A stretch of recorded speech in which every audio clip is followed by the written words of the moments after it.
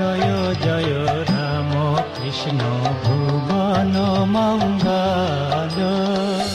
દર્શક મિત્રો નમસ્કાર। રામકૃષ્ણ પરમહંસના શ્રી મુખેથી સાંભળેલી વાતો અને મહેન્દ્રનાથ ગુપ્તે મહાશયે લખેલી આ વાતો શબ્દદેહે રામકૃષ્ણ કથામૃતની આપણી સમક્ષ છે અને વાતોનો દોર જીટીવેલ દ્વારા આગળ વધારીએ છીએ। પ્રસંગ હતો ઈશ્વરચંદ્ર વિદ્યાસાગર અને રામકૃષ્ણ દેવના એ 6 ઓગસ્ટ 1882ની સાંજનો। ભારત વર્ષના આ બે મનીષીઓનો સંવાદ આગળ વધે છે।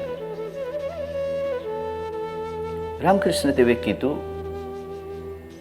કે જ્ઞાન માર્ગની અંદર ક્યાંક બાધાઓ ઉત્પન્ન થાય, જ્ઞાન માર્ગમાં ક્યાંક સૂક્ષ્મ અહમ આવી જાય અને એ સાધના પથની અંદર ક્યાંક અડચણો ઊભી કરે, વિઘ્નો ઊભી કરે। અહંકાર માણસને રોકી દે, પણ આ અહમ હોય ત્યાં સુધી ભક્તિ માર્ગ સારો। ભક્તને આ નળે નહીં, સાત્વિક ભાવ હોય, રાજસિક ભાવ હોય, પણ ભક્ત તો સરેન્ડર।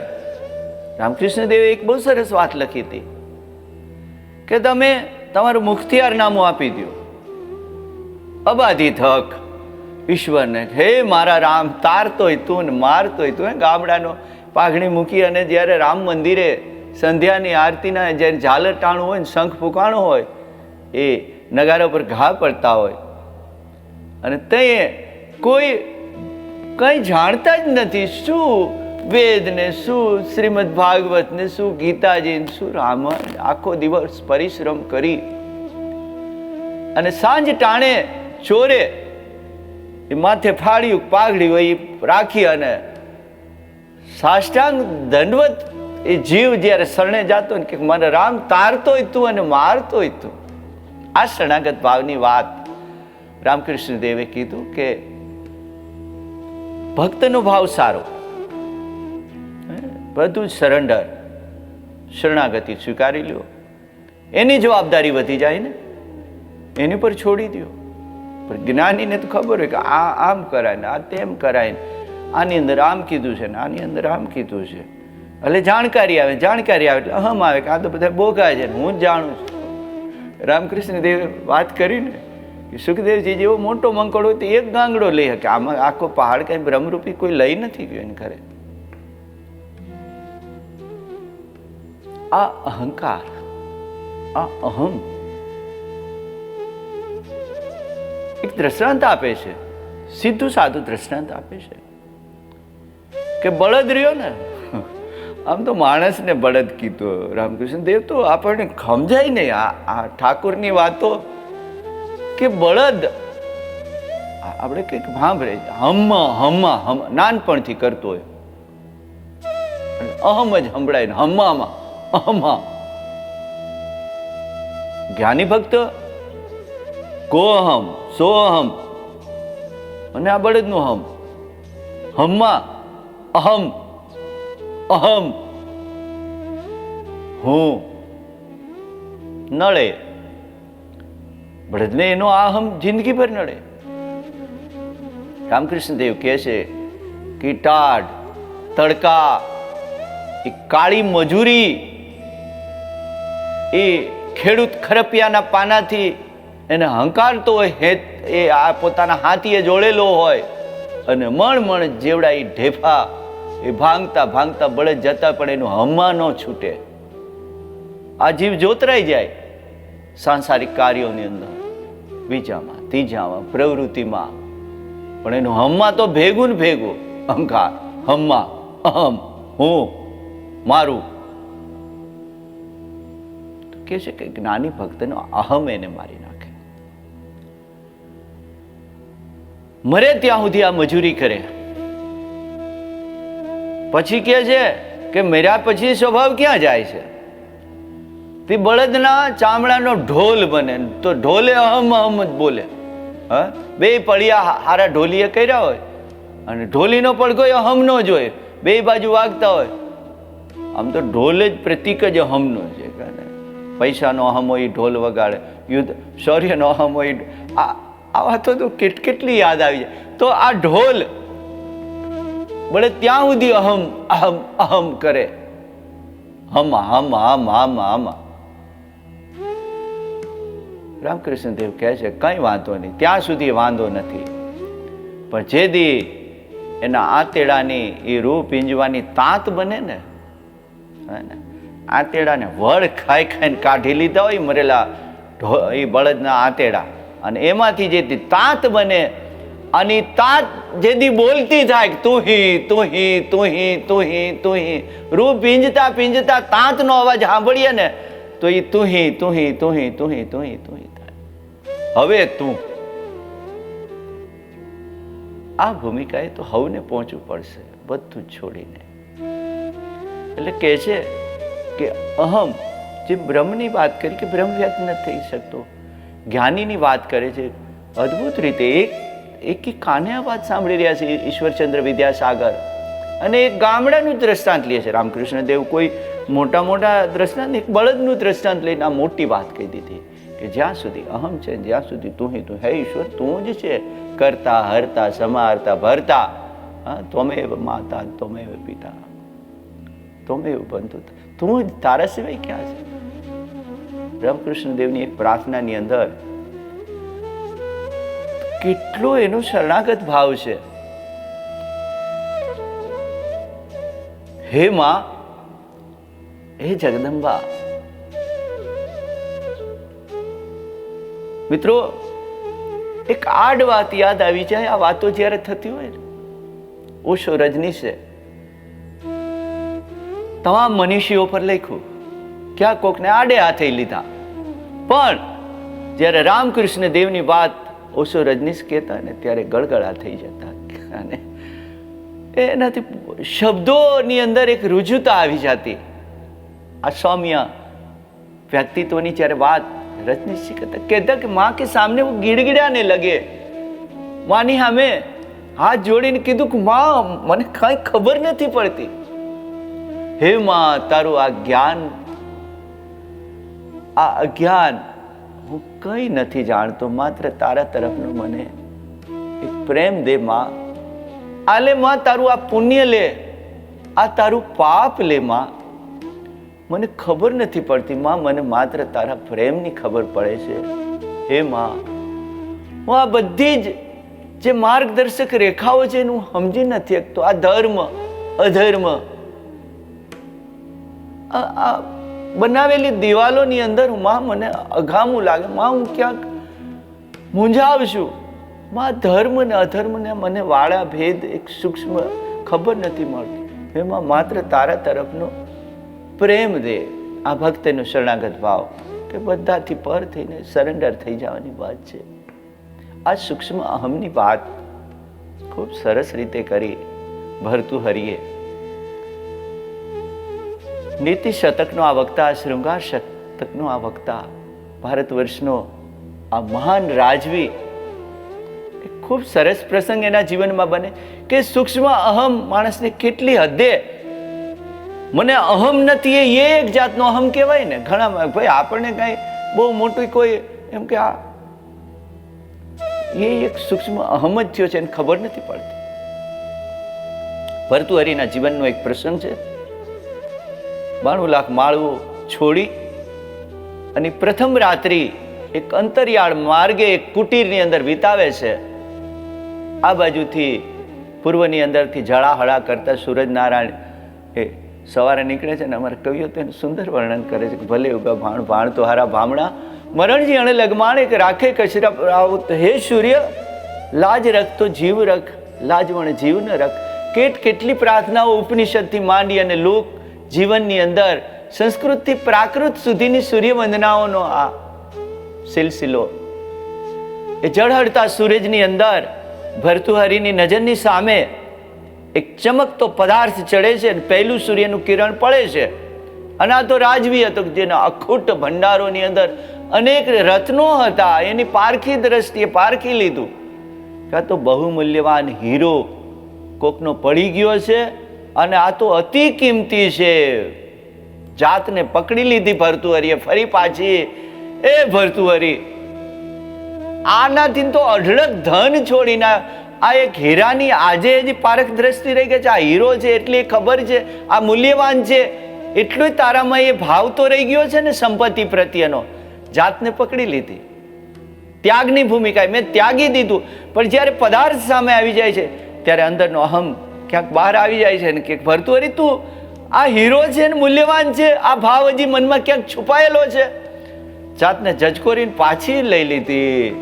અને એટલી વારમાં તો એક દિશા તરફથી એક ઘોડેશ્વર આવે છે અને એની નજર પડે છે હીરા ઉપર. અને હીરો લેવા માટે ઘોડા ઉપરથી નીચે ઝૂકીને લેવા જાય છે. ત્યાં બીજી દિશા તરફથી આવનાર અશ્વારની પણ હીરા ઉપર નજર પડે છે. અને એને તલવારની નોક રાખી દીધી. પેલા મેં જોયો છે. ઓલા એ કીધું ભલા માણા, પેલા મેં જોયો છે એટલે મારો હક છે. આ દ્રશ્ય ભર્તુહરી જોવે છે અને ફરી પાછો અહમનો ફૂફાડો આવે છે કે બંને પાગલ છે, આ તો ખોટા બાજે છે. પેલી દ્રષ્ટિ તો મારી પડી છે અને આ હીરાનો હકદાર તો પ્રથમ હું જ છું. ફરી પાછો જે ભાવ, જે રામકૃષ્ણદેવ વાત કરે છે ને કે આ એટલી બધી સૂક્ષ્મ વસ્તુ છે ને, એને જો જાગૃતિ ન હોય ને તો ગમે ત્યારે તમારી પર હાવી થઈ જાય. ફરી પાછું આ ભર્તુહરીને એક અંદરથી લાગે છે કે અરે ભર્તુહરી, આટલો મોહ, આ એક હીરો, આ એક જ હીરો છે. હાથ હાથ પેઢીઓથી એ માળવાના એ ભંડારની અંદર તો આવા અસંખ્ય આનાથી અતિ કિંમતી હતા અને મેં જોયો છે, હજી ભાવ રહી ગયો છે.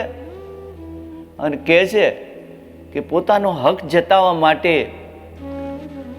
આ બંને અસવારો બાખડી પડે છે અને એક હીરાની પ્રાપ્તિ માટે બે તલવાર ખેંચી લે છે. અને સંપત્તિ માટેના જે આપણે કહે ને કે આમ બંને એકબીજાને કપાઈ મરે છે એક હીરા માટે. ઉગતો સૂરજ છે, ઉગતા સૂરજના પ્રકાશની અંદર હીરો જળાહળા છે, એનું પ્રતિબિંબ ભર્તુહરીના ચહેરા પર ક્યાંક આવી રહ્યું છે.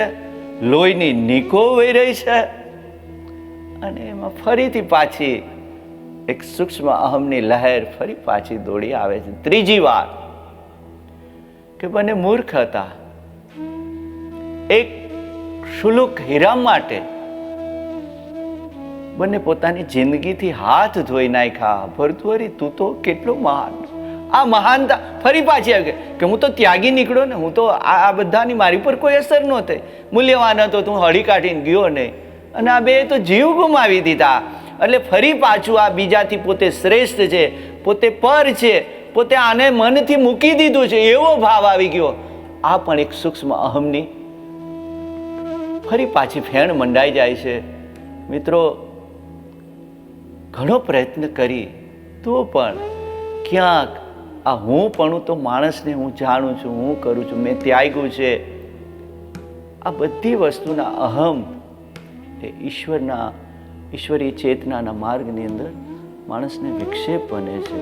અંદરથી ખાલી થવાની વાત છે, અંદરથી બધું મૂકી દેવાની વાત છે. રામકૃષ્ણ દેવે સ્પષ્ટ કીધું છે કે જ્ઞાન માર્ગનો અહમ ગમે ત્યારે ઉછાળા મારી અને માણસને એના એ માર્ગની અંદર ઈશ્વરીય તરફના જે ઈશ્વર તરફની ગતિ છે એમાં રૂકાવટ કરી દે છે. ઈશ્વરચંદ્ર વિદ્યાસાગર અંદરથી તૃપ્ત થતા જાય છે આ વાતો સાંભળીને. કહે છે કે આ ઈશ્વરી રહસ્યો, ઈશ્વરી જે તાકાત છે એના રહસ્યો સમજવા ખૂબ અઘરા છે. કેટલી વસ્તુઓ માટે આપણે એ સંઘર્ષો કરીએ છીએ, ઝઘડાઓ કરીએ છીએ, કોર્ટ કરીએ છીએ, કેસ કરીએ છીએ. રામકૃષ્ણ દેવે ખૂબ એક સરસ દ્રષ્ટાંત દીધું છે કે ઈશ્વર 2 વાર હસે છે. ઈશ્વરને હસવું આવે છે, એ તો ઉપર બેઠું છે, એ તો જોવે છે. વેદની અંદર મિત્રો સાક્ષી છે. વેદની ઋચામાં કીધું છે કે હે પરમાત્મા, હે ચૈતન્ય, હે પરાશક્તિ, અમે પાપ એટલા માટે નથી કરતા, નથી કરી શકતા, કારણ કે અમને ખબર છે કે તું સર્વ દિશાઓથી અમને જોઈ રહ્યો છે. આ સાક્ષી ભાવ ભારત વર્ષની એક જનપદમાં જીવનાર એક સામાન્ય વ્યક્તિનો હતો કે આપણે કઈ રીતે પાપ કરી શકીએ.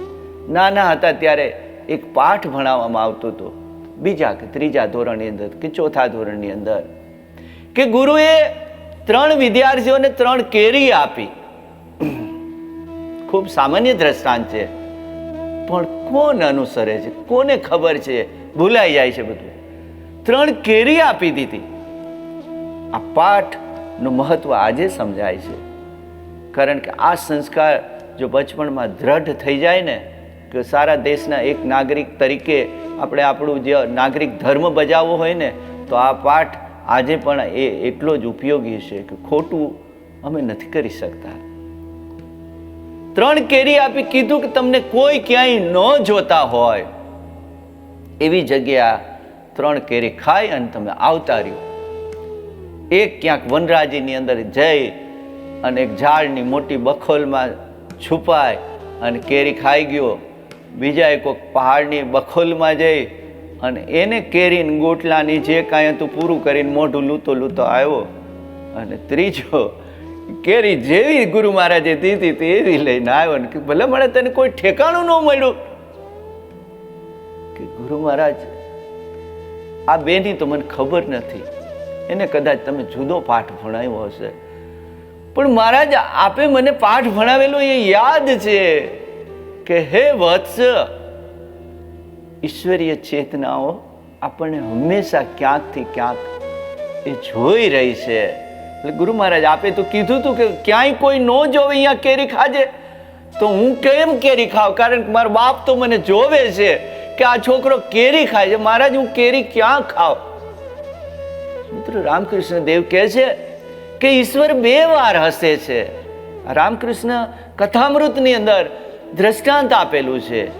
એક તો અંગમ કલિતમ ફલિતમ મુંડમ, જીવ જ્યારે છેલ્લા શ્વાસ લેતો હોય અને ત્યારે માણસ હવાતિયા નાખે, હગાવાલા, સગા સંબંધીઓ, બીજા ભાઈ, હિત, આપણા પોતાના મિત્રો, હિતેક્ષુઓ, કે આને કોઈ પણ રીતે આ બચે તો આપણે બચાવી દઈએ, આને જસલોકમાં લઈ જાય, આને સ્ટર્લિંગમાં લઈ જાય, આને ઉहाँ લઈ જાય, આને આપણે આઈસીયુમાં રાખીએ. અત્યારે આ બધું હાલે, આને કાંઈક વધારે જીવન મળે. રામકૃષ્ણ દેવ તો ત્યારની ભાષામાં વાત કરે છે, કહે છે કે વેદરાજ આવીને કાંડું પકડે, દેખાય છે કે મૃત્યુના આને હાથ વેત એક છેટું છે, અને વેદરાજ એને ખોટું આશ્વાસન દઈ દે છે કે ના ના આને તો બચાવી લેશું, અને ઈશ્વરને તે દાંત આવે છે. અરે મૂર્ખ, મારા નક્કી કરેલા શ્વાસ, ગણેલા શ્વાસ આપ્યો આપણને. શું મજા આવે છે જ્યારે આ વાતો આપણી સામે આવે છે ને મિત્રો. સંસ્કૃતની વાતો, આ રહસ્યોની વાતો લોક જીવનની અંદર કઈ રીતે વણાયેલી છે. જોગાનું જોગ યાદ આવી જાય છે એટલે વાત કેવી પડે છે. કચ્છનો રાજવી લાખો ફુલાણી, એમના પત્ની મહેલા, દીકરી અને દાસી ઝરોખામાં બેઠા છે. વિદ્વાન રાજવી છે, એમના ધર્મપત્ની વિદુષી છે, કોઈ સામાન્ય રાજવી નથી લાખા ફુલાણીની. તો આજે સાહિત્યની અંદર એનું એક મોટું નામ છે. એટલે જીવનની એક ક્ષણ ભંગુરતાની વાત આવી જાય છે લાખાના મોઢેથી. કહે છે કે મહેલા, એના ધર્મપત્ની મહેલા છે, કે મહેલા આ તો કેટલું બધું જીવન ક્ષણ ભંગુર છે કે માણસને કાલની ખબર નથી. લાખા ફુલાણીના પત્ની છે, વિદુષી બાઈ છે. એને કીધું કે રાજવી, લાખા ભલું બોલ્યા તમે, કાલની તમે વાત કરો છો, પણ હું તો કહું છું કે પળની ખબર નથી, કાલની ક્યાં પલની ખબર નથી. તો એમના દીકરી કહે છે કે માં, તમે જાજુ બોલ્યા થોડોક સમય, નિમિત્ત આંખ જે પલકારો મારે ને એને નિમિત્ત કહેવામાં આવે છે. આંખ પણ એક ઝપક મારે ને નિમિત્ત માત્ર જે કે એક આંખ ઝપક મારે ને એને નિમિત્ત કહે કે માં પલ તો એ 16 નિમિત્ત ભેગી થાય ને. શ્રીમદ ભાગવતની અંદર મેરીટાઈમ બોર્ડ તો આઘું રહી જાય. શ્રીમદ ભાગવતની અંદર સૂક્ષ્મ સમયનો જે માપદંડ દીધો છે ને 16 નિમિત્ત ભેગી થાય ને ત્યાં એક પળ ભેગી થાય કે માં આ પળ તો મોટી છે, નિમિત્તની ખબર નથી. દાસીએ કીધું કે બેન હું પણ તમારા ભેગી રહી અને હું કંઈક શીખી છું. બેન પળે જાજો સમય કહેવાય. કે છે કે નાભિયેથી ઉઠેલો શ્વાસ આગળ વધે કે કેમ એની ખબર નથી હોતી. આ જીવનની ક્ષણભંગુરતાઓ હોય અને વેદરાજ નાળી એને રાખી હોય અને કે હું આને જીવાડી દઈશ. રામકૃષ્ણ દેવ કહે છે કે ઈશ્વરને ત્યારે હસવું આવે છે. અને બીજું કે આ અખંડ ભૂમિને જ્યારે ભાગ પાડતા હોય અને જ્યારે જરીફ આ ધરતીને માપતો હોય ને કે આ ધરતી મારી છે, આ ધરતીના ભાગલા પડતા હોય તો આ ધરતી તો યુગોથી કોઈની થઈ નથી અને થવાની નથી. ચક્રવર્તીઓ વહી ગયા, અનેક શાસકો વહી ગયા, હુણો આવ્યા, શાક્તો આવ્યા, મૌર્યો આવ્યા, ગુપ્તો આવ્યા, અંગ્રેજો આવ્યા, મરાઠાઓ આવ્યા. આ ધરતી કોઈની થઈ નથી થવાની. એક સેઢા હાટું ખૂંટા નાખતી વખતે બે ભગાભાઈ કપાઈ મરે. રામકૃષ્ણ દેવ કહે છે કે જ્યારે આ ધરતીના બે ભાગ પાડતા હોય ને કહે છે કે આ મારી, ત્યારે ઈશ્વરને હસવું આવે છે. ઈશ્વરચંદ્ર વિદ્યાસાગર નત મસ્તકે નમી રહ્યા છે અને સાંજના સમયે એમને વિદાય આપવામાં આવી રહી છે અને એને અતૃપ્ત રહ્યાની ફરી પાછા મળવાની એની ઈચ્છા થાય છે. મહેન્દ્ર મહાશયને કહે છે હું આવીશ મહાશય. મિત્રો, આ કંઠ રીતે આપણને પણ ક્યાં તૃપ્તિ થાય છે. રામકૃષ્ણ કથામૃતના પ્રસંગો કહેતા કહેતા ફરી પાછા જીટીપીએલના આંગણે આપણે આવીને મળીશું. ત્યાં સુધી નમસ્કાર. જય ઠાકોર. જય જય રામ કૃષ્ણ ભુવન મંગલ.